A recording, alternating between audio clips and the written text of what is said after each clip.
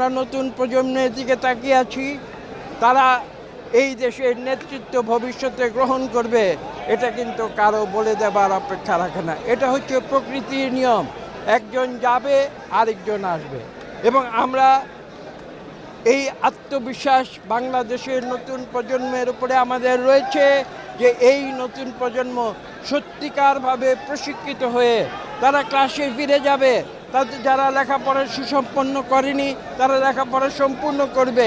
দেশ পরিচালনার যে গুরুদায়িত্ব, সেই গুরুদায়িত্বের জন্য তারা প্রস্তুতি নেবে এবং প্রস্তুতি নিয়ে এসে তারা জনগণের ভোট নিয়ে তারা এই দেশ পরিচালনা করবে সঠিক পথে, ন্যায়ের পথে, সত্যের পথে। এটাই আমাদের পথ। সভ্যতার আদি যুগ থেকে মানব সভ্যতা বিকশিত হয়েছে সংস্কারের মাধ্যমে।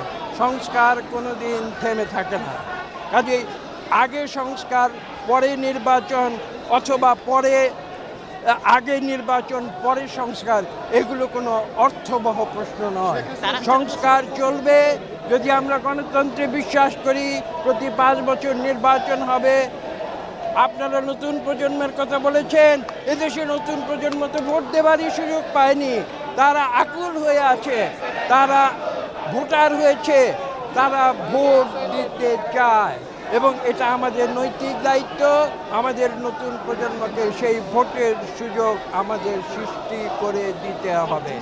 তার অর্থ এটা নয় যে সংস্কার বসে থাকবে, সংস্কার চলবে এবং নির্বাচনের জন্য বিশেষ করে যে অত্যাবশ্যকীয় যে সংস্কারগুলো রয়েছে, সেই সংস্কারগুলো প্রশাসনিক সংস্কার, পুলিশ সংস্কার, নির্বাচন কমিশনের সংস্কার, আপনারা দেখেছেন আমরা প্রতিনিয়ত কাজ করে যাচ্ছি এবং আমরা এই বিশ্বাস রাখি যে একটি সমন্বয়ের মাধ্যমে সকল যে সংস্কার যেগুলো অতি প্রয়োজনীয় সেই সংস্কারগুলো হবে।